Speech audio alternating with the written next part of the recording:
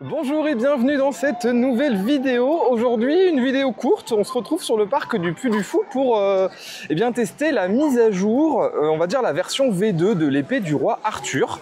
Parce que oui, ça a été refait. Il y avait des choses qui n'allaient pas. Il y avait des scènes un petit peu trop lentes, etc. J'ai vraiment hâte de découvrir ça. Est-ce que ça va être mieux? Est-ce que ça va être moins bien? Je suis là pour vous donner mon avis et pour en juger. Mais aujourd'hui, je ne suis pas seul sur le parc du Puy du Fou. Vous allez retrouver mon acolyte. Coucou. Mon acolyte Sarah, ça faisait un petit moment qu'on n'était pas venus ensemble sur le parc. Puis bah là, c'est vraiment l'avantage d'être à 20 minutes à la sortie du taf. On est vraiment juste à côté. Donc on se dit, bah allez, ce soir, Puy du Fou, on va tester ça. Attends, mais bah là, on se dirige. Oui, il y a du monde. Il y a du monde pour un vendredi soir, c'est impressionnant. Ouais. Hors vacances scolaires et tout, on s'attendait pas à ce qu'il y ait autant de monde. Mais bon, là, on se dirige vers Chasseloup pour aller manger une petite glace à l'italienne. Ça va être le rituel, je pense. Ah ouais, ça va être le rituel. Elles sont juste trop bonnes. Ouais. Donc voilà. Bref, on se retrouve pour cette petite vidéo sympathique.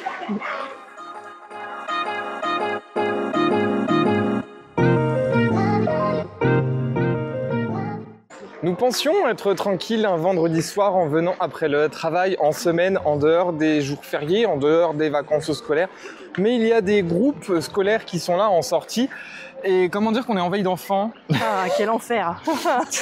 Il y a des groupes d'enfants, mais alors... Mais c'est vraiment des nuages de monde qui passent comme ça d'un seul coup. En plus, quand même, il y a pas mal de monde. Alors n'hésitez pas à me dire en commentaire si ça vous est déjà arrivé de venir comme ça en semaine et qu'il y ait du monde. Et si vous avez la réponse du pourquoi, ça m'arrangerait. Alors après, il fait super beau, il fait bon. Il y a peut-être des gens qui ont pris des week-ends à rallonge parce qu'on est le vendredi. Donc ils ont peut-être fait vendredi, samedi, dimanche par exemple, pour faire le parc un peu plus tranquille le vendredi et après profiter un petit peu plus le samedi, dimanche. Mais en tout cas, il y a pas mal de monde. Avant de faire l'épée du roi Arthur qui est à 19h30, qui est un des derniers spectacles du parc pour la journée, nous allons faire déjà une zone immersive parce qu'on a un petit peu de temps, donc on va faire le mystère de la Pérouse. Et puis après, bien direction le secret de la lance parce qu'il y a eu des petits changements cette année, des petits changements que ce soit au niveau pyrotechnie ou au niveau cascade, ce que je t'expliquais tout à l'heure, vu que malheureusement le donjon ne bouge plus. Enfin du moins il s'avance mais il ne tourne plus, donc ils ont décidé en fait de revoir un petit peu le spectacle, ils l'ont amélioré, donc on va aller voir ça. Toi ça faisait longtemps, tu me disais que tu l'avais pas fait. Au moins des années, ouais. Donc tu risques de voir le changement, je pense. Sûrement. La dernière fois il tournait encore, il s'ouvrait, il y avait du feu dans tous les sens, donc à mon avis ça va peut-être être décevant. Oh non, je pense pas. Ah ouais? Non, je pense que tu vas le vivre différemment, mais pas décevant. Bon, bah on va voir. Bon, en tout cas, direction les mystères de la Pérouse, zone immersive.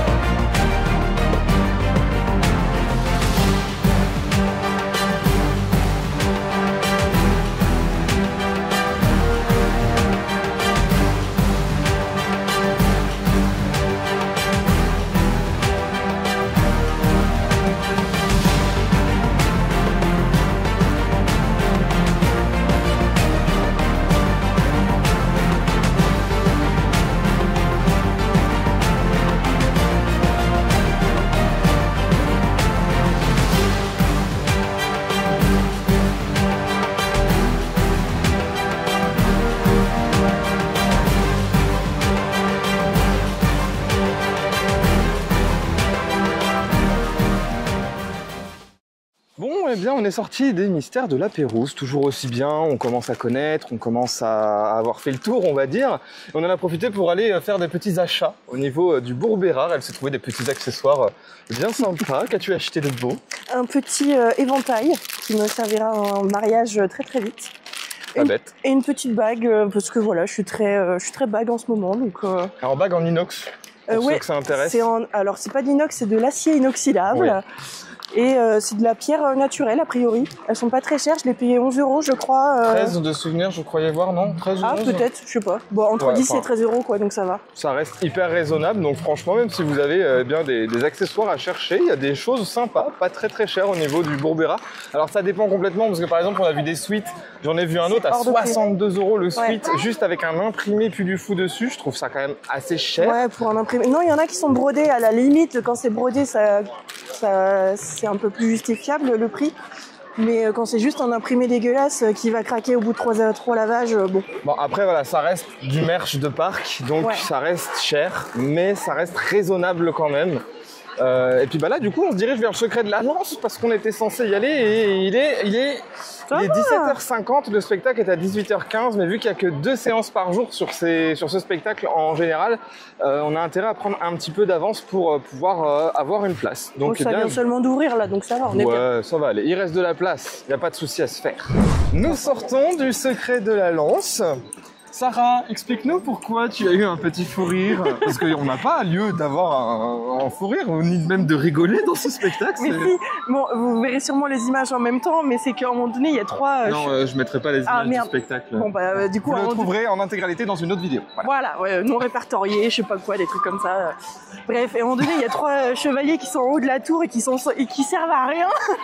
Ils sont juste là, ils bougent pas, puis après, ils descendent, ils font des cabrioles, ils servent à rien non plus. Je suis partie en fou rire avec ça. Et à la fin, le petit garçon qui chante, je pouvais pas m'empêcher parce que j'imaginais une parodie de quelqu'un qui chantait comme une casserole. Et je suis partie en fou rire, mais sauf que comme toi tu filmais, je voulais pas faire de bruit, donc j'étais juste là à me secouer comme une débile. Et en fait, au moment, je sens le banc vibrer, enfin tu sais, rebondir un peu, puis je la vois mordre de rire à côté. Je dis, mais c'est pas drôle. Mais moi j'avais que la parodie dans la tête, enfin, c'était terrible. Bon, en tout cas, sinon, tu me disais que c'était un de tes spectacles préférés, surtout au niveau musique et équestre. Alors, c'est pas mon spectacle préféré, mais les musiques, c'est sûr qu'elles sont dans mon top 3 des musiques du Puy du Fou. Et après, en tant que cavalière, ouais, il y a des prestations qui me touchent un peu plus que d'autres, et notamment dans ce spectacle-là, ça me touche particulièrement, ouais, parce que je trouve ça vraiment beau, quoi. Mais après, par contre, c'est pas les musiques du Puy du Fou, parce qu'il y a des spectacles où c'est le Puy du Fou qui a fait les musiques, notamment le Mime et l'Étoile. Hera, enfin l'épée du roi Arthur, il y en a d'autres qui me viennent pas comme ça en tête. Les Mousquetaires de Richelieu, le final. Mais enfin voilà, le dernier panache. Il y a pas de. Ah bah si, je suis con, je dirais pas de musique, non, mais il y a la musique en plus. Quand même. Enfin voilà. Bonjour petit oiseau. Pardon. Voilà. Je suis très naturelle. Et là, on se dirige maintenant vers l'épée du roi Arthur pour essayer de découvrir cette version 2, voir ce que ça va donner. On a tous les deux vu la V1, donc on va voir ce que ça donne, voir si c'est un petit peu plus dynamique, voir s'ils vont changer quelque chose. Espérons que la bataille avec l'arbre soit moins ridicule. Parce que c'est long. C'est surtout ça. C'est long et chiant, on dirait Plus belle la vie, quoi. Ah oui, carrément. Ah ouais. Excusez-nous le Puy du Fou si vous regardez cette vidéo. Mais non, mais c'est constructif, tu vois. Oui, oui, non, mais les vidéos sont là pour ça aussi. On donne notre avis pour essayer d'améliorer les choses. Bref, on se dirige directement vers l'épée du roi Arthur, la V2. Nous sortons de la V2, de l'épée du roi Arthur. Bah, déception, hein. Grosse déception. Ouais, vraiment. Alors, je dirais pas qu'avant c'était nul. Il y avait des choses à revoir.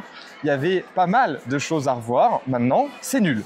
Ah ouais, là vraiment, ils ont enlevé tout ce qui était bien, quoi. Enfin, le si peu qui était bien, ils l'ont enlevé, et le pire, ils l'ont amplifié. Alors, c'était mauvais. Maintenant, il y a 2 minutes de narration au début du spectacle, donc une voix off qui parle, etc., pour t'expliquer, en gros. Ça, à la limite, je l'ai trouvé pas mal, la voix off, parce que du coup, c'est plus clair dans l'histoire, même si avant, c'était pas non plus ultra compliqué, mais là, c'est plus clair.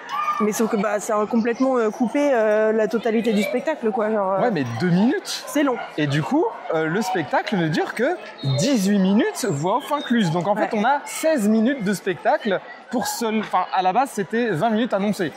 Donc, en fait, j'ai l'impression qu'ils ont essayé de gratter du temps sur certains trucs. Mais il n'y a même plus, par exemple, à la fin, à un moment, je ne vais pas trop spoiler, de toute façon, il n'existe plus la V1, sauf s'ils la remettent un jour. Mais avant, il y avait la dame du lac. Voilà, il y avait la dame du lac qui parlait, qui disait que 40 hivers se sont écoulés, 40 printemps, 40 machins, enfin 40 saisons, quoi. Et enfin 40 ans. 40 ans, voilà.